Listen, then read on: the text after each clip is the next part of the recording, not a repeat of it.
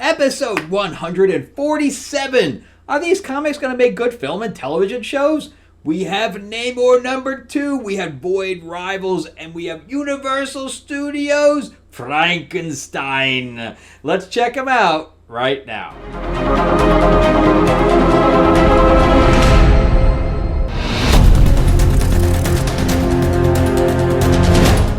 Welcome back to the channel, everyone. Thank you so much for spending time with me as we rant about movies, comic books, and television shows, as well as the occasional board game. I am your host, Frank Zanca. I'm an award-winning screenwriter, novelist, and comic book writer, as well as a filmmaker.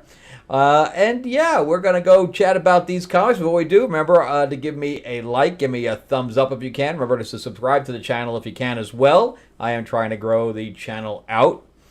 But I do this not only for people that collect comics, but for people that don't. So everybody can see what Marvel and DC are doing, as well as the independents. So, and these things too, or do not make their march to the screen. You could say, oh yeah, I saw that, I heard about that, and that's basically what this is for. If you want to jump around to a specific comic, we do have a chapter section in the description. I am also a board game designer, and Mark Spears, who does a lot of cover art for Marvel, DC, and the independents, did a whole bunch of classic monster art, and we made a card game out of it called Mythlords Classic Monsters. And in the description below, you'll find a link to Kickstarter. We don't launch until October, but you can sign up. Right now, we have over 400 people signed up to get a notification once we do launch in October. So definitely go ahead and check that out. In fact, check out that. We just got that in today. We actually have figures that go along with the game now. It's pretty awesome. Anyway, let's jump into Namor. So this is #2. I wasn't that impressed with #1. This is by Jason Aaron. He likes to disembowel characters as far as, you know, what their original life was like, what the original lore was like. Anything that he can do to mess with it, he does. So he was the one that did the Jane Foster Thor, which I actually really liked. But then he also did the Punisher, which I really hated. So he's kind of a hit or miss for me. But anybody who knows me knows I love anything to do with Atlantis. I'm a big Aquaman fan. I'm not as much a fan of Namor as I am as Aquaman. You know, Aquaman has Mera, so they're like the power couple to me. I didn't even see the movie with him in it, Namor, Wakanda, because they totally screwed him up. Completely screwed him up. And I had no desire for a movie to piss me off. And so I just stayed away from it. So anyway, of course, I think it made $1 billion anywhere, pretty close, so they didn't need me anyway. Somebody had put Namor in prison, and he just kind of stayed there, even though he could break out whenever he wanted. I don't know. Whoever just decided to do that was just an idiot. So Jason Aaron did do him a favor by getting him out of prison. He goes down to, he just said, okay, there's a problem with Atlantis. I'm going to go down there and deal with it. And that's what he does. And I guess Atuma is causing trouble down there, so he goes down into the depths and he meets this blind guy, and the blind guy says, "Oh, my kids were all killed in war. Did we finally win?" And he's like, "Win what?" And he's like, "The war with the surface." He's like, "No." And he's like, "Well, I lost my kids for it. I don't have." He has like pulp and stuff coming out of his eyes. He's like, "I'm blind. I don't have anybody to help me. There's no food. Can you just do me a favor and kill me?"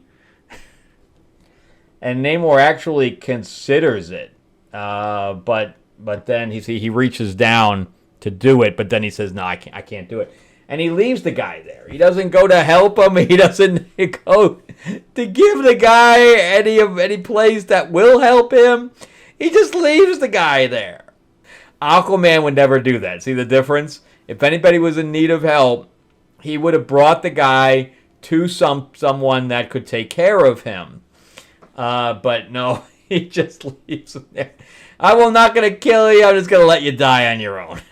You could have starved to death. It's all right. So anyway, he ends up looking. He very easily finds Atuma and his army. I always liked the look of Atuma. I always thought he was really cool.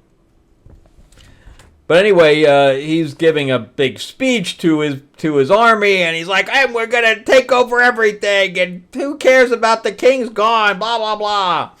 Meanwhile, Namor just like wanders up into the middle of the whole congregation. He doesn't give a shit.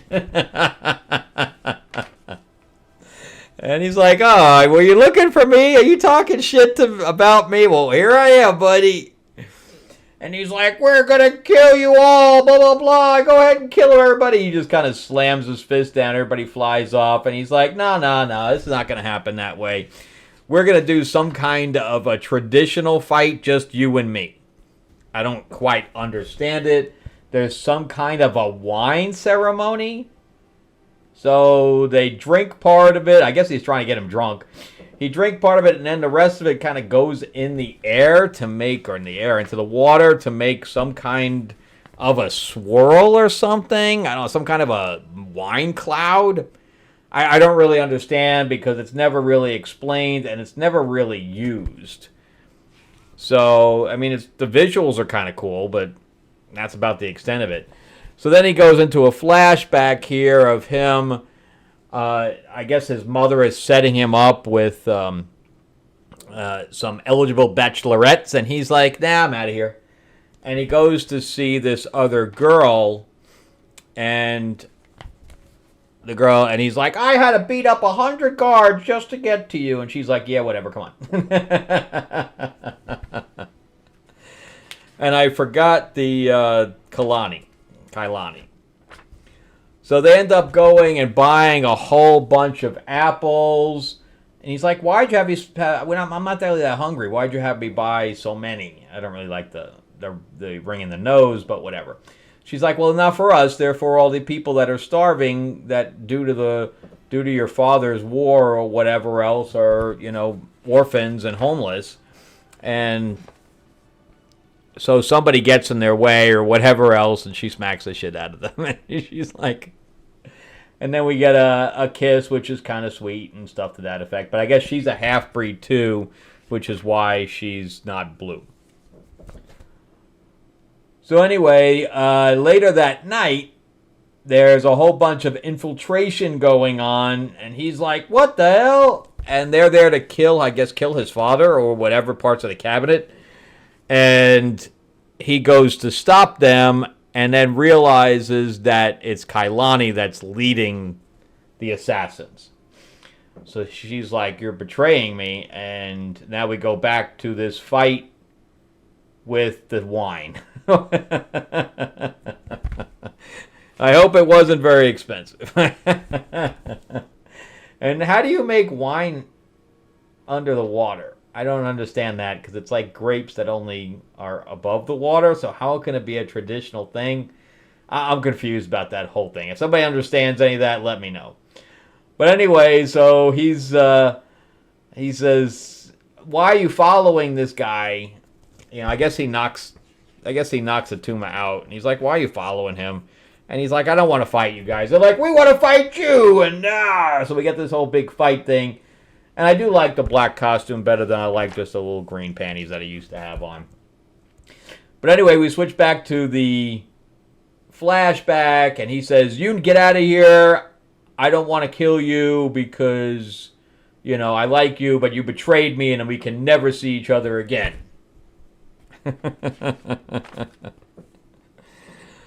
See? He says, "You failed." So now we get to the ending, and so he has them all killed. He said he has them suffocate. He puts them into when the tide is going down, so they all suffocate, all the people that were doing the assassins. So then we switch back now to nowadays, and he's sitting there on top of all the people that he killed of Atuma's army, or whatever.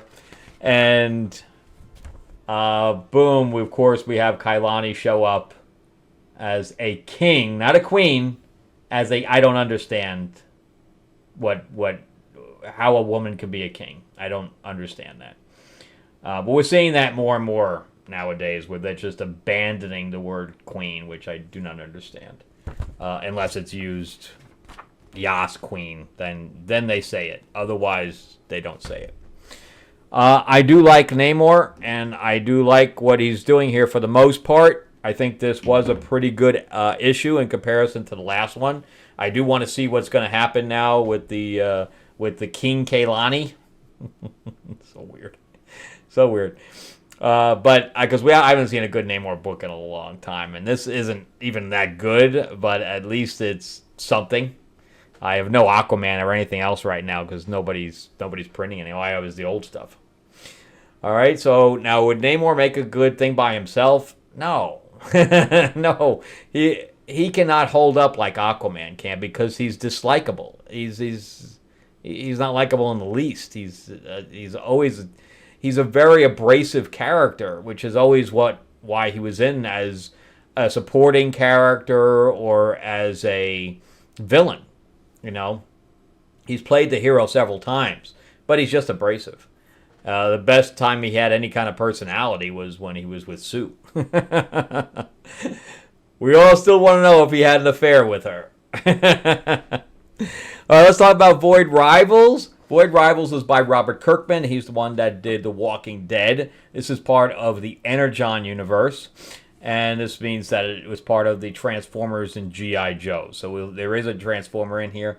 I can't remember the name of the... I kept calling him Cliff Jumper. That's not it. I don't think it's Wheeljack. I don't know what the hell the guy's name is. But anyway, this started out as Enemy Mine because you have a ring that people live in. It's a huge, huge kind of a space station thing. But it has an exterior that has dirt on it and that has a wasteland or whatever. But it's split down the middle, and the two sides have been in constant war. But they always wear helmets. They don't know what each other looks like. So you have the princess and the prince of these two sides that were sent off to both collect, because I guess they're running out of water, collect this meteor that they could have lived off as far as water is concerned for many, many years. And they get into a fight with one another, and they both crash landing on a planet, and they have to work together, and they take their helmets off, and they realize they're the same species, and that the whole war has been set up from day one, and they've been lied to. So now their fathers realize that they know they know the secret, and therefore they have to kill their own kids, or else the secret will get out. So they are running away together from hordes of assassins and army, and they don't run into, because he kind of knows where he is. They run into a Transformer that's been helping them fight. So they rout out the whole group of people that were after them. She gets wounded. He pours Energon into the crystal that's in her forehead, and she is revived. So now they decide that they're going to split up, and one's going to go with the Transformer, the other one's going to go home. So Leela and Derek is the two names, which I have to keep in track because in Sacrifices it's Soluna. So Leela and Soluna. Say that 100 times fast. But anyway, so we have the one king reporting to the other king that they got away and they failed, and now it's kind of up to him, and they get into a fight. They get into a pissing contest that, you did things wrong, no, I'll take care of it from now. Oh, you're just a dick, blah, blah, blah. And he's like, don't worry about it. And he puts the helmet back on. And then I think we jump to the assassin, who is a paraplegic, has no arms, no legs, and he's just in this robotic suit. You can see he's missing an arm there, and he dragged himself basically away from the battle after losing his fight to the Transformer. And the little boy is like, I think my mommy's dead. And he says, they ask the guy if he's dead, and he goes, no, I'm not dead yet. And he says, I think my mommy's dead. And he's wiping, tears from his eye, and the guy says, yeah, she probably is. He goes, well, stop crying when I see you. And he says, well, can I go sit with you? And he's like, sure, we'll hide together. So then we switch back over to Leela and Derek, who are basically having a conversation about the fact that they're splitting up, and he doesn't really, I don't think either one of them really want to, but they are anyway, so they're kind of procrastinating. And meanwhile, you have this other guy that he's like a bounty hunter. I don't know what the hell he is, but anyway, so he's got this thing that he just stole or whatever else. Everybody in the world is after him, and he ends up having a car chase where he ends up succeeding in routing them. And of course, the big guy's like, "I will get you next time. Don't you show your ugly face here again." And he gets to his ship, and he's like, I guess having a crisis of conscience or whatever. He's wondering why his life choices are what they are. I don't know what's going on with that guy. We see a couple of pages of him every couple of issues. I have no idea what's going on with him. But anyway, there's the Transformer. And, like I said, they really don't want to leave each other. But they are, so they're constantly procrastinating, going back and forth and back and forth.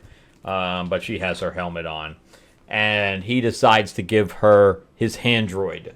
And even the handroid protests that. Basically, the glove talks. It's like AI. And she's like, "I'll get it back to you." And she's like, "I know you will." And she's like, "I remind you of, you remind me of my brother." He's like, "Yeah, that's not what I wanted to hear." That is not what I wanted to hear. So, but anyway, they touch their two gems together in their head, and this is just complete waste of pages as far as I'm concerned. There's not a whole lot that happens here because Kirkman just wastes pages. So we have this big circle that happens when they touch the gems together, and then we just have this big piece of black, and then we have this thing coming out where we see the eyes, and that's it. I mean, basically, we waste about 4 pages for no story. We could have told that on 1 page. Just have smaller blocks of panels. Anyway, so not much happens. You could tell. I just went through that in about 3 minutes. That's how long it took to read it, too. I like the story. The story is really progressing, but this one, I don't know why he wasted pages. I mean, it was, we get much more story that you can do in 3-4 pages. We didn't see any of it. It's just a whole bunch of black panels. Weird. But yeah, it would make a good movie. It would make a good movie. And as you know, Robert Kirkman has his deals. How many Walking Dead shows have there been now? 4? Freaking crazy. All right, let's jump into Frankenstein. So this is written and drawn by Michael Walsh. And it's interesting. I read the back where he gave like a little interview.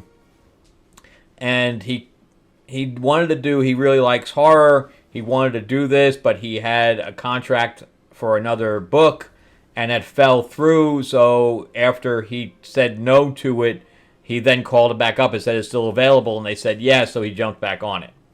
And this is an interesting take. It doesn't really deviate from the movie, but it has an extra layer, if that makes any sense, which I appreciate. That's actually a pretty good idea.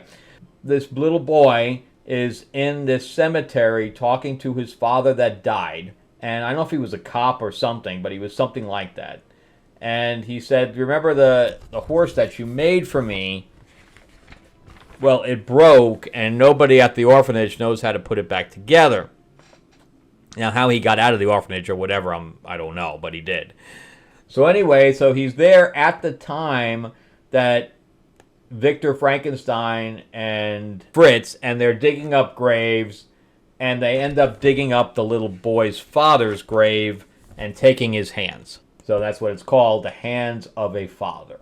The little boy is intrigued because he thinks they took the whole body, that they're going to try to revive his father. So he hides in the back of the carriage all the way to Victor Frankenstein's lab.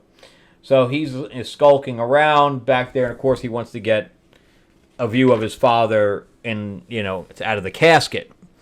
And we get some really nice imagery here of what you would have seen in the movie as far as the lab is concerned. And they're turning all the zappers on. I think that's how they go. But anyway, so he does get all the way to his father's thing, and he's holding the hand, even though it's now attached to the monster now. So obviously he's been there for hours. So it's pretty interesting. I like that. Here you have Fritz. I don't know why they didn't call him Igor, but I guess they're talking to his fiancée, and they bring the other doctors and the fiancée in. So this has changed because, of course, they never did that in the movie. The body up where it gets electrocuted, because they have the lightning come down and that whole circular or a thing of lightning and electricity all encircle it and then strike the monster that then creates life. And we get this really nice splash page of the lightning hitting the body. It's pretty wild. It's alive! It's alive! Of course, that's the famous line from the movie. So yeah, he thinks that he brought his father back from the dead, and that's pretty gruesome when you just see body parts sitting in the thing there. It's pretty wild. So anyway, so he goes into where the monster, I don't know if the monster's chained up or whatever, but we get some really horrific things here, images, and he's holding on. He's like, well, you're not my father. I don't know who you are. And then he tries to get released from the monster's grip, and he's like, let go! And he falls onto his butt. And then, he's disappointed that it's not his father. And he goes to kill the doctor for consecrating his grave and disturbing his father's grave. And Fritz comes in behind him and stops him. So, and that's where it ends right now. Pretty good stuff. I was, because Creature from the Black Lagoon was god horrible. And I didn't read Dracula because the artwork was so bad. But anyway, we'll make a good movie. Let's do a recap. Frankenstein. It would make a good movie, but I don't know if it works anymore today because horror has changed so much. I just don't think without a brand new take on this, if it would work anymore. I just don't think Frankenstein works for a modern audience anymore. There has to be a new take on it because it's been done and overdone and redone, and you'd have to do a whole new take on it. So the Mary Shelley version is done to death, and I don't think it works anymore. Just like the original Dracula wouldn't work anymore. I think that all the other versions of the vampires, and that's what you'd have to do here. You'd have to do a brand new version. Void Rivals, yes, absolutely, it'll make a good movie. And Namor, no. Namor can't exist by himself. It's unfortunate. He's not a strong enough character. He's not Aquaman. All right, well, that's it for me. Thank you guys so much for watching. I greatly appreciate it. Remember to give me that like, give me that thumbs up if you can. And if you can subscribe, please do. I greatly appreciate it. Ring that bell, ding, ding. Also, remember that Mythlord's Classic Monsters with art by Mark Spears is going to be launching in October. The description has the link in it to Kickstarter where you can sign up and get notified. And, of course, the artwork is phenomenal. You'll be able to not only play as the monsters, but to create a whole monster horde where you go after different locations and fight monster versus monster. And it doesn't take that long to learn how to play. It's only about 10 minutes. So I was teaching it continuously at Gen Con. So pretty cool. All right, well, that's it again for me. Please check out my other videos as they pop up. And I'm so impressed how this came out. So one of the Wicked Witch is one of the people that you can play as well. So that's what that's for. All right, thank you guys so much for watching. I'll see you guys on the next episode, and have a great weekend. Bye-bye.